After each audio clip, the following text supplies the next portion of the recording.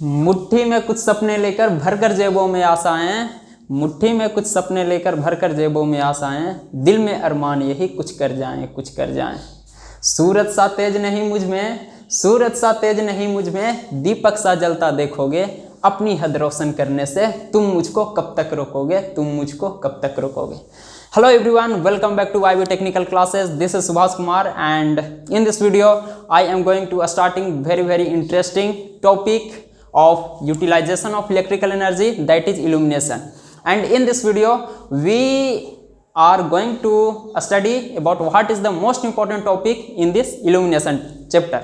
So let's start. These are the very important topic in illumination. So let's start. सबसे पहले यहाँ पे हम लोग लॉ ऑफ इल्यूमिनेशन के बारे में बात करते हैं। इसके पहले और बहुत से डिफरेंट टर्म हैं जो बहुत इंपॉर्टेंट है, जैसे luminous flux, luminous intensity and उसके क्या क्या फॉर्मूले होते हैं, मैथमेटिकल एक्सप्रेशन होते हैं, वो सब इंपॉर्टेंट है। फिर MHSP होते हैं, mean spherical candle power, mean horizontal candle power, mean hemi spherical candle power और रिडक्शन फैक्टर। ये सब डिफरेंट टाइप के फैक्टर होते हैं, वो सब बहुत इंपॉर्टेंट है। लेकिन यहाँ पे जो है सबसे important topic, that is first thing is law of illumination. तो लॉ ऑफ इल्यूमिनेशन हम लोग जानते हैं कि दो प्रकार के लॉ ऑफ इल्यूमिनेशन होते हैं, एक इन्वर्स स्क्वायर लॉ और एक Lambert cosine law. Inverse square law के बारे में जानते हैं। First is inverse square law. Inverse square law क्या है? इन्वर्स स्क्वायर लॉ हम लोग जानते हैं कि किसी भी लाइट के द्वारा जो भी इल्यूमिनेशन प्रोड्यूस किया जाता है, जो भी लुमिनियस फ्लक्स निकाला जाता है, वो डायरेक्टली प्रोपोर्शन किसका रहता है? कहाँ पे लुमिनियस फ्लक्स? तो सरफेस पे लुमिनियस फ्लक्स वो किसका रहता है, उसके बारे में निकाला जाता है इसके द्वारा। तो यहाँ पे कहा जाता है कि अगर ये लाइट सोर्स है और इस लाइट सोर्स के द्वारा, इस लाइट के सोर्स के द्वारा जो चारों तरफ लुमिनियस फ्लक्स आ रहा है, अगर इसके चारों तरफ स्फीयर बना दिया जाए तो इस स्फीयर पे यूनिफॉर्म रूप में लुमिनियस फ्लक्स आएगा।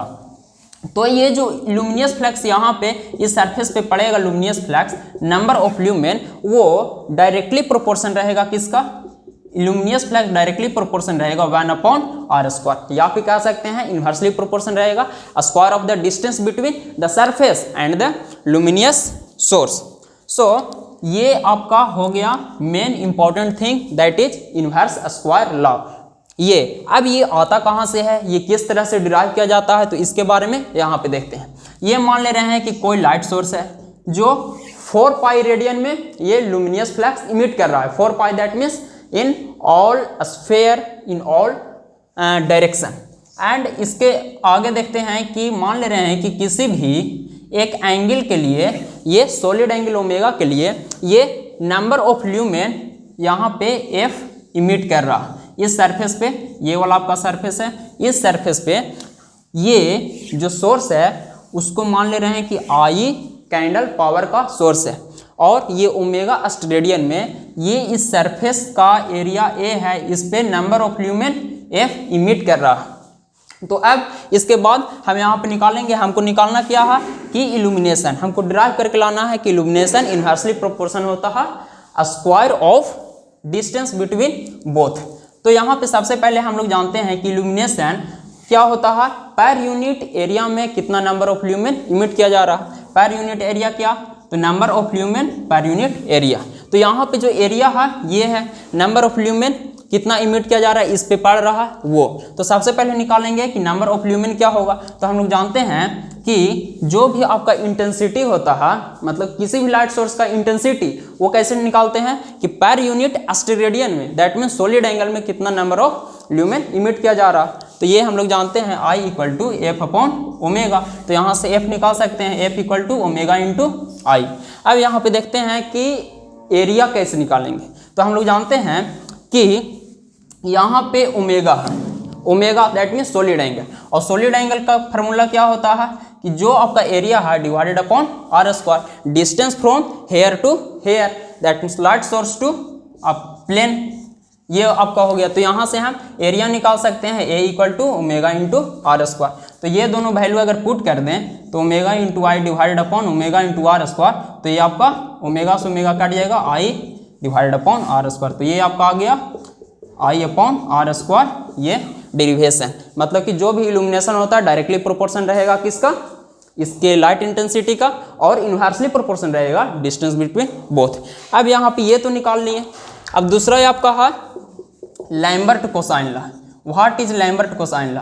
लैम्बर्ट कोसाइन लॉ क्या कहता है, ये हम यहाँ पे मान ले रहे हैं कि ये जो आपका प्लेन है वो परपेंडिकुलर है, इस लाइट सोर्स का परपेंडिकुलर ये प्लेन है, ये वाला परपेंडिकुलर, ये इस प्रकार से प्लेन है, ये जो भी लाइट सोर्स यहाँ पे पड़ रहा है वो इसका परपेंडिकुलर पड़ रहा है। लेकिन अब हम क्या कर रहे हैं कि अगर प्लेन इस प्रकार से मेरा प्लेन है, इस परपेंडिकुलर ना रह करके किसी एंगल से ये स्लाइड रहेगा, टिल्ट रहेगा, या इस तरफ रहेगा, या ऐसे रहेगा, या इस डायरेक्शन में रहेगा, तो उस पर कितना इल्यूमिनेशन जाएगा। तो इसको हम किस तरह से निकालेंगे, मान ले रहे हैं कि थीटा एंगल से ये जो प्लेन है वो टिल्ट है, ये मुड़ा हुआ है थीटा एंगल से, तो ये आपका प्लेन हो गया, इस तरफ से ड्रा कर दे रहे हैं। तो इसमें ये क्या कहता है लैम्बर्ट कोसाइन लॉ, कि जो भी इस सरफेस पे इल्यूमिनेशन होगा वो डायरेक्टली प्रोपोर्शन रहेगा cosine of angle between the normal surface and the tilting surface, ये दोनों के बीच का जो एंगल होगा उसका कोसाइन का। तो अगर इसको हटाएंगे प्रोपोर्शन को, तो यहाँ कांस्टेंट आएगा, कांस्टेंट के रूप में ई नोट यहाँ पे आ जाएगा into cos theta.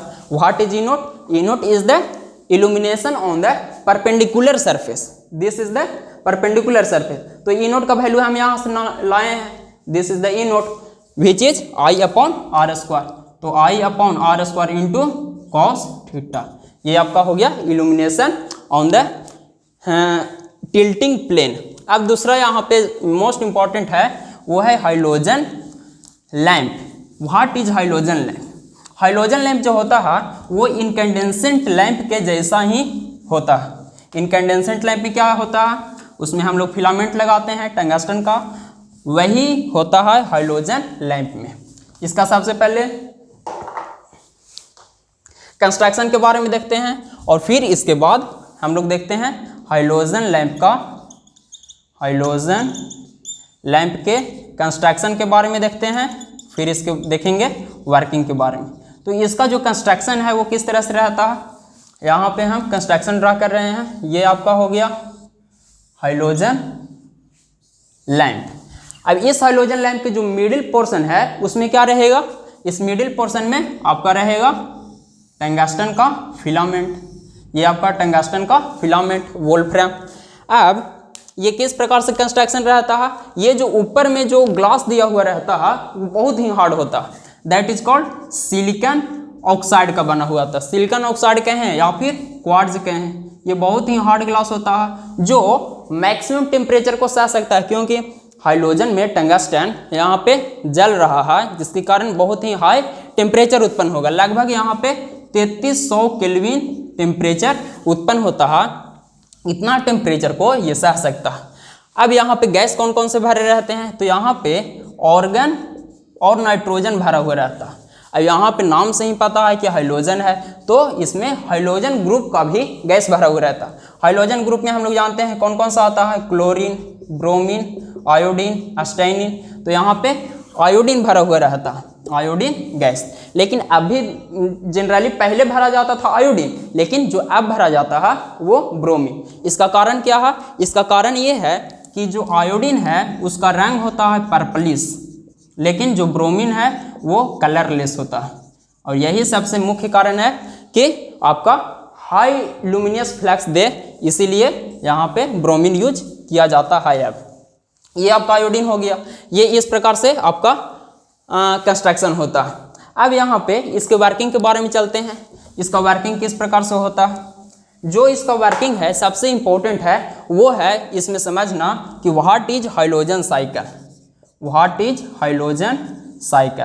Halogen cycle क्या होता है, तो इसमें क्या होता है कि जो यहाँ पे टंगस्टन है जैसे ही इसको सप्लाई दिया जाता है तो हाई टेम्परेचर पहुँच जाता है। ज़्यादा टेम्परेचर होने के कारण वेपोराइज हो जाता है टंगस्टन। ये वेपोराइज होने के कारण क्या होता है, पहले अगर इसमें हाइलोजन गैस नहीं देते थे, इसमें भरा हुआ रहेगा क्या, इसमें आयोडीन भरा हुआ रहेगा, आर्गन रहेगा और फिर नाइट्रोजन रहेगा। पहले आयोडीन नहीं भरा हुआ रहता था इनकैंडेसेंट लैम्प में, उसमें सबसे बड़ा डिमेरिट होता था कि ये टंगस्टन यहाँ पे चिपक जाता था, जो भी इसका वेपर रहता था वो चिपक जाता था, जिसके कारण लुमिनियस इफिशियंसी इसका कम हो जाता था। लेकिन इस कंडीशन में क्या होगा कि जैसे ही ये वेपर फॉर्म में बनेगा, वेपर फॉर्म में बनने के कारण ये वोल्फ्राम आयोडीन से अभिक्रिया कर लेता। वोल्फ्राम आयोडीन से अभिक्रिया करके क्या बनाएगा? वोल्फ्राम डाई आयोडाइड, मतलब वोल्फ्राम आयोडाइड बनाएगा। अब ये वोल्फ्राम आयोडाइड का क्या प्रॉपर्टी रहता है? ये स्टिक होगा ही नहीं, ये डोंट स्टिक, मतलब कि चिपकेगा नहीं। ये सरफेस की इसका प्रॉपर्टी रहता है कि सरफेस पे चिपकता नहीं है। तो यहाँ पे जैसे ही ये यहाँ से वोल्फ्राम वेपर फॉर्म हो करके ऊपर की ओर जा रहा है या फैल रहा है, तो इसके चारों ओर ये जो जोन है ये ज़्यादा टेम्परेचर वाले जोन है, 3300 केल्विन, क्योंकि ये इसके नज़दीक है। लेकिन इसके जैसे ही बाहर वाले जोन में जाएगा, ये इस प्रकार इधर जाएगा, तो इस यहाँ पे जो जोन रहेगा वो लगभग 2200 केल्विन या फिर 2000 केल्विन तक रहेगा। और जो इसके नज़दीक वाला जो जोन रहेगा वो 500 से 800 केल्विन टेम्परेचर वाले जोन रहेंगे। तो इस कंडीशन में क्या होता है? ये वाला कब टूटेगा? ये वाला टूटेगा 2800 केल्विन या फिर 3300 केल्विन के बीच में, ये वाला। अब जैसे ही ये वाला टूट करके ये वाला बना, जैसे ये वाला यहाँ पे वोल्फ्राम वेपर फॉर्म में बन गया, वेपर फॉर्म से जैसे ही ऊपर गया तो यहाँ पे आयोडीन आया। अब यहाँ पे ये अभिक्रिया कर लिया, ये वाला इस प्रकार से यहाँ पे अभिक्रिया करके क्या बनाया? वोल्फ्राम आयोडाइड, यहाँ पे वोल्फ्राम आयोडाइड। अब ये जैसे ही सरफेस के नज़दीक जाएगा यहाँ पे, तो ये चिपकेगा ही नहीं। अब जैसे ही नहीं चिपकेगा तो ये फिर वापस से रिटर्न होकर के जाएगा। फिर जैसे ही वापस से रिटर्न होगा तो ये वाला जो जोन है, ये वाला जो जोन है, इस जोन में टेम्परेचर ज़्यादा रहने के कारण फिर से ये टूट जाएगा। जो वोल्फ्राम आयोडाइड था वो फिर से टूट जाएगा 3300 केल्विन पे, और फिर से टूट करके वोल्फ्राम और आयोडीन में कन्वर्ट हो जाएगा। अब ये वोल्फ्राम फिर से अपना ओरिजिनल फॉर्म में आ गया। तो इससे हम क्या कह सकते हैं कि पहले इनकैंडेसेंट लैंप में आयोडीन नहीं रहने के कारण ये चिपक जाता था, जिसके कारण पहला तो इसका इल्यूमिनेशन इफिशियंसी, लुमिनियस इफिशियंसी घट जाता था, और दूसरा ये बार बार वेपोराइज होकर के ये पतला होते जाता था। लेकिन यहाँ फिर से यूनिफॉर्म, मतलब कि ओरिजिनल फॉर्म में आने के कारण यहाँ पे इसका लुमिनियस फ्लक्स भी बढ़ जाएगा और लाइफ भी बढ़ जाएगा। ये इसका सबसे मेन एडवांटेज है। यही आपका होता है हैलोजन साइकिल। ये तो हो गया वर्किंग। अब यहाँ जो सबसे इम्पोर्टेंट है कि जो आपका हैलोजन है वो 33 से 40 ल्यूमेन पर वाट उत्पन्न करता है।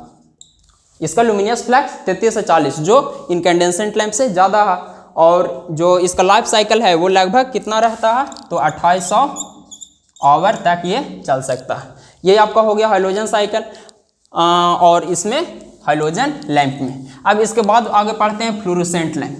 फ्लोरोसेंट लैंप को हम लोग low pressure mercury vapour lamp के नाम से भी जानते हैं, low pressure mercury vapour lamp. तो यहाँ पे फ्लोरोसेंट लैंप में किस तरह से कंस्ट्रक्शन होता है, वर्किंग होता है, यहाँ पे आगे हम लोग देखते हैं। इसमें इलेक्ट्रोड इस प्रकार से लगे होते हैं। ये आपका इलेक्ट्रोड हो गया, ये इस प्रकार से, और इसके ऊपर जो ग्लास रहता है वो क्वार्ट्ज का बना हुआ रहेगा, सिलिकॉन ऑक्साइड या फिर क्वार्ट्ज का बना हुआ रहेगा। या फिर इसको सबसे इम्पोर्टेंट यहाँ पे ये है कि ये जो ग्लास रहता है वो फॉस्फर टाइप का मटेरियल रहता है। फॉस्फर टाइप का मटेरियल कहने का मतलब कि यहाँ पे अल्ट्रा वायलेट रे उत्पन्न होते हैं, और इस अल्ट्रा वायलेट रे से बचने के लिए यहाँ पे फॉस्फर मटेरियल का यूज किया जाता है। या फिर जिंक सिलिकेट का भी यूज हम करते हैं।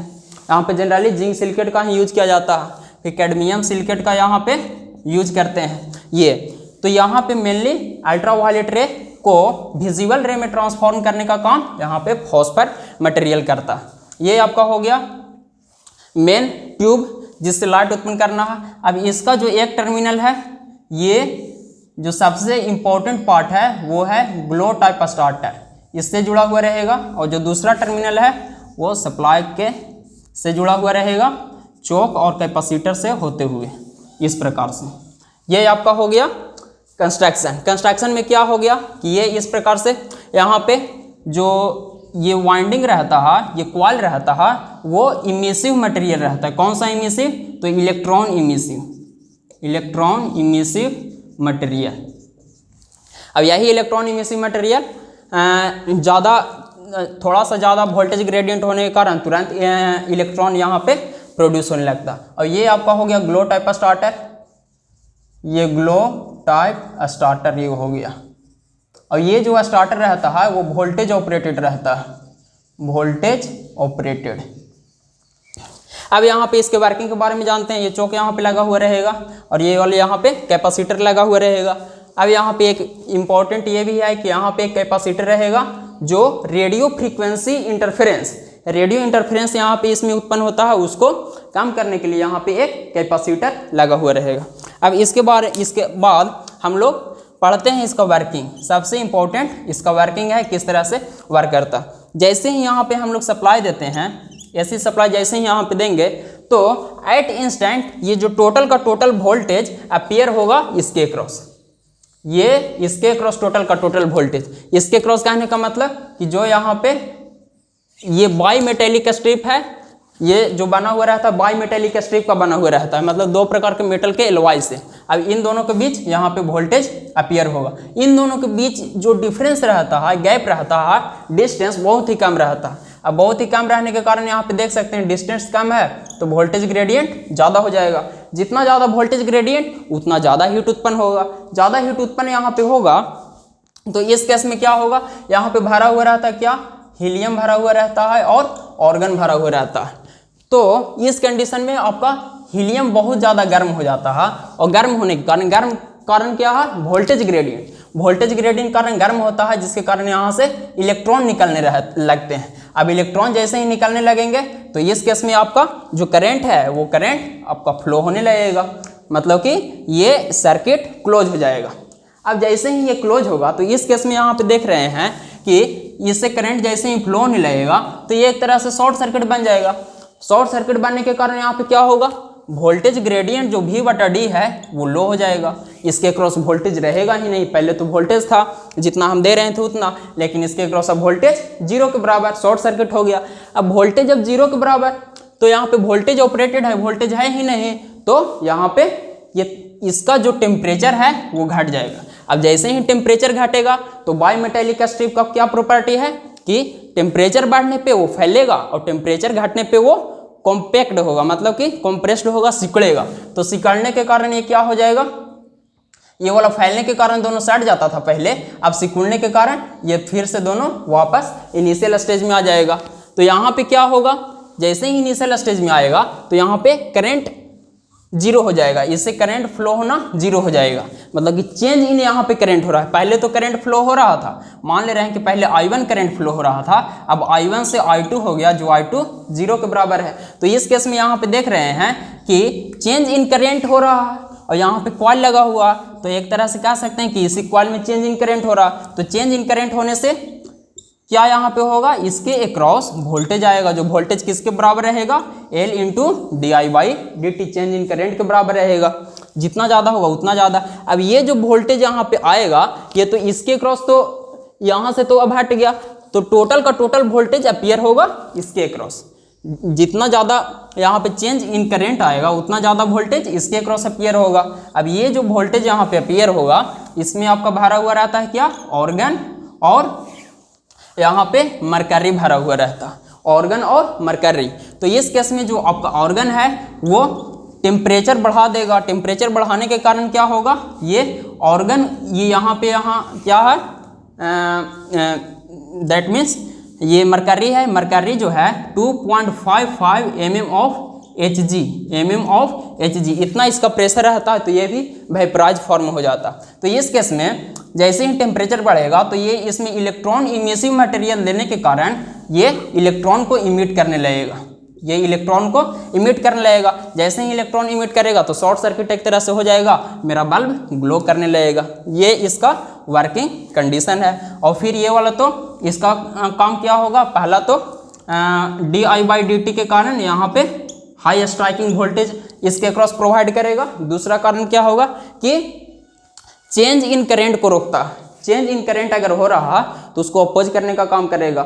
अब ये कैपेसिटर लगा हुआ है, ये जहाँ भी जितना यहाँ पे जितना ज़्यादा कॉइल है उसके कारण पावर फैक्टर कम जाएगा, पावर फैक्टर ये इम्प्रूव करेगा कैपेसिटर। ये आपका हो गया फ्लोरोसेंट लैंप का वर्किंग और कंस्ट्रक्शन। और इसमें जो सबसे इम्पोर्टेंट है वो है 40 ल्यूमेन पर वाट। 40 ल्यूमेन पर वाट इसका लुमिनस एफिशिएंसी रहता है और लगभग इसका कितना रहता है 2800 केल्विन, 2800 आवर लगभग, सॉरी इसका लगभग रहता है 7500 आवर रहता, 7500 आवर इसका लगभग लाइफ रहता। ये तो आपका ये हो गया। इसको में सबसे मेन इंपॉर्टेंट पॉइंट ये भी है कि ये आपका स्ट्रोबोस्कोपिक इफेक्ट प्रोवाइड करता है, उत्पन्न करता है, स्ट्रोबोस्कोपिक इफेक्ट।